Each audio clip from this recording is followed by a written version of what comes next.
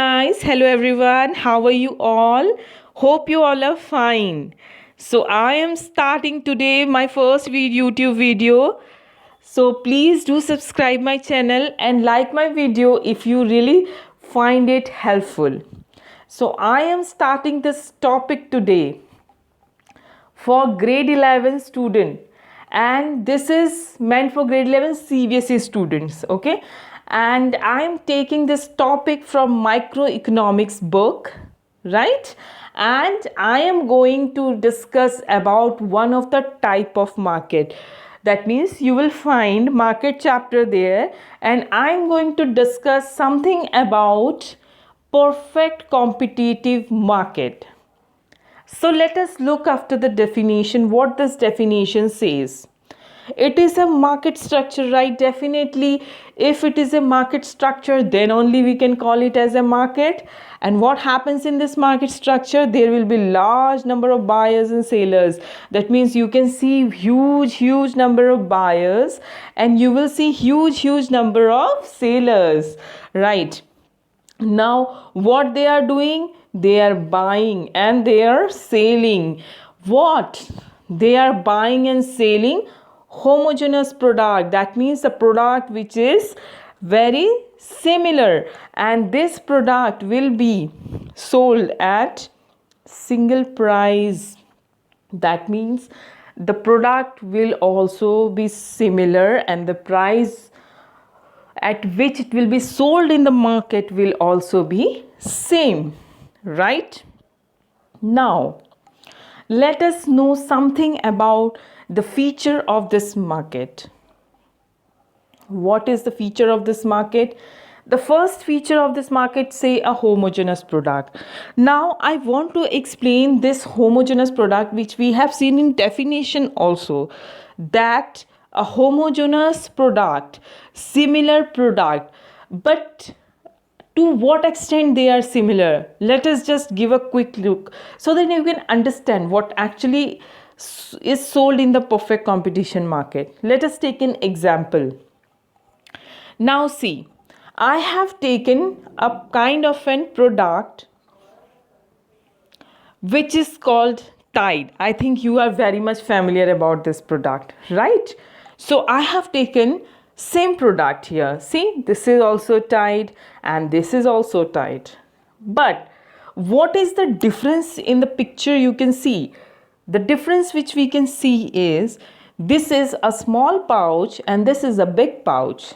But in perfect competition market, you will not find different kind of pouches also, right?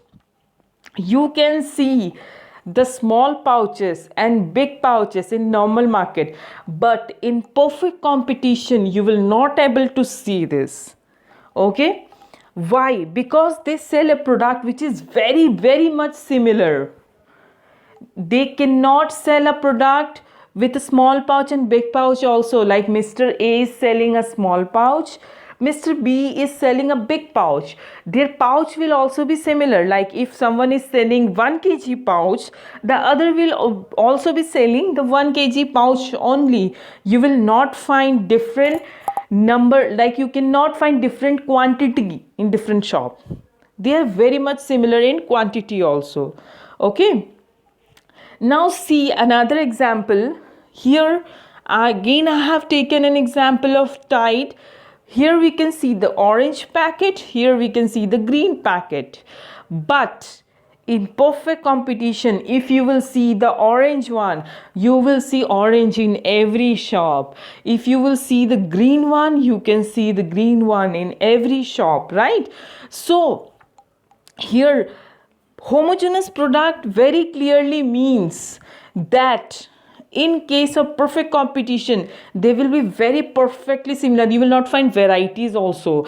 Like if I'll talk about biscuit, we find different kind of biscuit, na, Britannia, bourbon, this and that. But in case of perfect competition, you will not find varieties also. You will find a product which is very much similar. There will not be difference. There will be no difference in color also. There will be no difference in flavor also. There will be no difference in size also. It is perfectly similar. Okay, that's why we can say the products are perfectly homogeneous. So this is the meaning of homogeneous product. Now, in case of perfect competition, the next feature says it is having a perfectly elastic demand curve. So obviously I'll be explaining the demand curve of perfect competition in further videos, but for a quick knowledge I just want to say the demand curve is perfectly elastic. Why it is perfectly elastic? It is perfectly elastic because in case of perfect competition the prices remain same, because they all they all sell the product at same price. Okay, and the quantity can change. Suppose if I am purchasing 5 kg, then also I will be purchasing at same price. That means if you will go to a normal shop, suppose I have taken a Maggi packet, okay, and that Maggi packet might be costing rupees 10, but if I am buying 12, the seller can tell me, yes, okay, if you are buying 12, so let me make the price less. But it doesn't happen in perfect competition. Okay, you will get the product at same price only. Even if you purchase 100 kg also, per kg it will be same price. Okay, next says there are large number of buyers and sellers, which we have seen in definition also, right? You will see in perfect competition there will be large number, very large number of buyers and very large number of sellers. Why it happens? Because here everyone is free to enter the market. You feel that I want to enter the market, I want to sell my product, you can enter the market. Nobody will be here to stop you, right? And if you feel that my market is not going well, so at that time you can leave the market also. Nobody is going to stop you then also. That's why here the buyers and sellers don't have restriction to enter the market and leave the market. You will find large number of buyers and large number of sellers. Perfect knowledge. Who will have the perfect knowledge? The product are same. Suppose I went to Mr. A. Mr. A has told me my product is this one and I am selling at rupees 5. So the purchaser will know I will get this product everywhere in the market at rupees 5. So nobody can cheat that particular person. Okay, so in normal market what happens? You went to a place, you have purchased a t-shirt, right? And that t-shirt might be costing rupees 50. Okay, but you may go to another, you might find the same t-shirt costing 250 also. They will say my quality is better, but it doesn't happen in perfect competition, because nobody can cheat you on the basis of quality, quantity or anything. Because you know, if I'm getting this product at Mr. A for rupees 5, I'll get with Mr. B also with rupees 5. That means the purchaser have a very perfect knowledge. Okay, uniform price, the prices are similar. If one is selling at rupees 100, the other will also sell at rupees 100. The seller follow the market. That means the price determined by the market, everybody will have to follow. Nobody can fix their own price. Similar price will be there, uniform price. No transportation cost. That means suppose I am bringing my product from Delhi. Okay, my product is costing rupees 100 and I have added 50 rupees because I have added my transportation cost to bring it from Delhi. There might be someone who is bringing it from foreign. That means the product is imported. So the price of the product may be rupees 100, but the person might add extra rupees 100 because he is paying to bring it from foreign. So if this will happen, you cannot come with a uniform price. I will be selling at 150 and he will be selling at 200, because I am bringing my product from Delhi and the other one is bringing his product from foreign.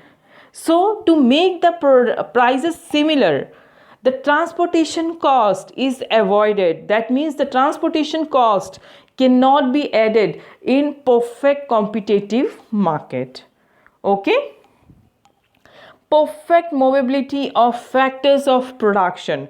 That means In case of perfect competition, the labors and all factors of production are free to move. The labor think I want to work with Mr. A, then he can work with Mr. A. And if he feels no, now I want to work with Mr. C, then he can go to Mr. C. Nobody can stop him from doing so. And we can say here the perfect movability of factors of production is happening. No control over the price. Since the price is same for the all market, if I am a seller, I have to follow the price. I cannot control my price. If everybody is selling at rupees 100, I cannot sell it at rupees 101 also. Okay, so I as a seller have no control over the price. Free entry and exit. This I have already said. There are large number of buyers, there are large number of sellers. Why? Because they are free to enter whenever they want, and they are free to leave the market whenever they want. There is no such restrictions. If there is a restriction in entry, then the sellers will not be large. But if there is no restriction, then you are free to enter. That means you can have large number of buyers and large number of sellers in the market. So these are basically the features of perfect competitive market. Okay, so now let us give a quick revision to it. What is perfect competition? Perfect competition is a market structure where a large number of buyers and sellers are present and are engaged in buying and selling of homogeneous product at a single price prevailing in the market. Here you will find large number of buyers and sellers. They will sell the same product. They will sell at same price. What are the features? Product will be same, right? And your demand curve will be perfectly elastic. Why? Because the prices are same. There will be large number of buyers and sellers. The perfect knowledge will be there because nobody can cheat a buyer. Okay, you will have a perfect knowledge about the market. Prices will be similar, uniform. You cannot take transportation cost under consideration because you want to keep the price same for all the shops. There will be perfect movability of factors of production, no control over prices, and there will be free entry and exit in the market. So this is all about perfect competition. Hope you all have understood. Please come up with your doubts and do tell me what are the topics you want to know.